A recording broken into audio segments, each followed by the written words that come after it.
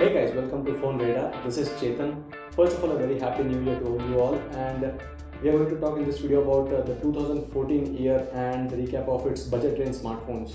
And we are going to list out the best budget smartphones of that year, because that year was 2014 was one of the years where a lot of emerging brands came to a huge existence, mainly because of those budget range smartphones. And one of the major reasons of that was the Android 1 series, which led the other brands to also come up with some aggressive pricing. And the Android 1 series had three smartphones: the Spice Dream Uno, and the Carbon Sparkle V, and also the Micromax Canvas A1. So those three were pretty good in performance, but the one that made a major impact was the Xiaomi Redmi 1S. The Xiaomi Redmi 1S, the price at rupees 6,000, was something that blown away the entire Indian market in the budget range, because this one had most of the specifications that any of other brand smartphones with a price of over 10,000 rupees had. Snapdragon 400 and a 720p display with a perfect camera combination. So all this made up for a price of rupees 6,000. Every other brand had to come up with some aggressive pricing against this. And a worthy mention, or the first device that could make an impact in the budget market of 2014, was the Asus Zenfone 5, which had a very perfect camera, the 8 megapixel camera with the perfect low light capturing, and that again was under rupees 10,000 price range.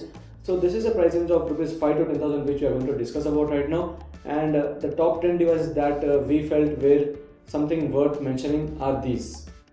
So first was the Asus Zenfone 5, which was priced at rupees 10,000. Then came in one of those smartphones from a brand which was very well trusted already.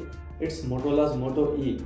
It was priced at rupees 6,000 and it had the Snapdragon 200 chipset, and it was quite decent, and the performance was where it excelled over the others. Although the camera was compromised and most of the other specs were not really good, but the performance and battery was neat. Next came in the Micromax Canvas Unite 2 with the local language support and such, which could again pull in some of the customers who needed something based on the Indian market. So that was the Micromax Canvas Unite 2. Next was the Lava Iris X1, which again had a successor in Lava Iris X5 with the selfies factor. But Lava is not a really great brand to talk about, so we'll stick to Lava Iris X1, which had a decent performance and battery. And then there were Samsung Galaxy S Duos 3, and also the LG L60, which didn't have much to talk about, because the specifications that were given in those smartphones were easily available for even a cheaper price from the other brands. But again comes the factor about the trust. Samsung and LG are very trusted and the top tier brands, so you still have something in those brands to choose in the budget range. Next came in this Android 1 series, which had all these three smartphones. All the three had some perfect processor and also a good performance. So this is the Spice Dream Uno, and the two other devices from Micromax and Carbon, they weren't much different with the camera and everything, because it was Google who was approving all the design aspect and also the internal spec aspect. And the major thing about this one was the Android updates and the Android OS version, because these came with the Android KitKat, and Google had already promised 2 years of support for the software, and this one would be getting the Android L update, but still it's awaited. So these were the smartphones around which the 2014 year for the budget range was moving around. And now we'll have to talk about the best smartphones in this. So we are limiting down this list to the ones which we feel were the best. In that would be the Asus Zenfone 5, the Xiaomi Redmi 1S, and one other device which I forgot about, that the Huawei Honor Ollie, which came in at rupees 7,000, and it was a perfect one to compete with these smartphones. And the next one would be the Android 1 series, in which we are selecting the Spice Dream Uno for its performance to be a tad better than the Micromax Canvas A1. So let's go on to check out the various aspects. So firstly, going with the display, if we see according to the pixel per inch, that's the PPI, then the clear winner among these smartphones would be the Redmi 1S, because it had a screen size of 4.7 inch and the PPI went to 312 PPI.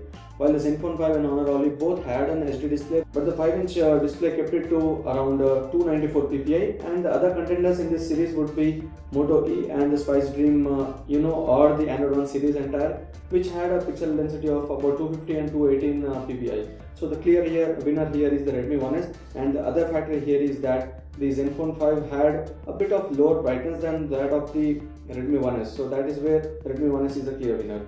Now coming to the memory, external and internal both, in this the plenty of storage was already provided in the Huawei Honor Ollie, which had a 16 GB of internal storage. Next one is the Zenfone 5 and the Redmi 1S, both having an internal storage of 8 GB, while the other two in the competition have just 4 GB, of which about 2 GB was just available. So in that, the Honor Ollie was the best one. Next, coming to the camera. In the camera, there is no tough competitor to the Pixel Master technology of the Asus Zenfone 5, because the Zenfone 5 had a perfect camera with the best low light performance, and even though Redmi 1S and Honor Ollie had an 8 megapixel lens in them, it wasn't as compared best to the Asus Zenfone 5. And Moto E can be easily called the worst camera of all this, because although it's a 5 megapixel camera and even the Spice Dream Uno or the Android One series had the same lens, the capture quality was the worst in Moto E. Next is the hardware, in which the Intel's new entrant, that's the Atom processors, were pretty perfect and very good in performance, in which the Asus Zenfone 5 again has the Intel Atom core processor, and the Snapdragon 400 is the chipset that was packed only into the Redmi 1S. So that is where I would again give a vote to equally to the Redmi 1S and the Zenfone 5. At least for some factors you could say that the Zenfone 5 had a better chipset. Next one is the battery. One of the important aspects in a smartphone in the budget range is the battery life. And the worst battery life in the list was for the Spice Dream Uno or for the entire Android One series with a 1700 mAh battery. Although the standby was good and the usage was good, still when you compare it with the other smartphones, it would be the Asus Zenfone 5 or the Redmi 1S again sharing the same board for the best batteries. Now coming to the pricing, according to which we had created this list, we are talking about the price point, in which you can see that the Redmi 1S is a clear choice with the price of 6,000, because although Moto E is lower in pricing, but still the Redmi 1S is more than worth the price. So Zenfone 5 would be a winner if we take most of the other aspects into consideration with the pricing, that is the build quality and also the software support or the hardware support. Since Xiaomi is still a new entrant into the country, you won't see much of the service centers and support already. But still, given the pricing, only the pricing taken into consideration, the Xiaomi Redmi 1S is the clear winner. So coming to the end, now let's talk which smartphone wins the race. It would be the Xiaomi's Redmi 1S or the Asus Zenfone 5. For us, the Zenfone 5 is the clear winner, because although the Redmi 1S was priced about 3,000 rupees lesser than what the Zenfone 5 is available for, but still the Xiaomi Redmi 1S doesn't have the best camera out there. That is where the Zenfone 5 has a better low light performance, and in the camera, in every camera aspect, it is better than the Redmi 1S. And the next one is the brand value.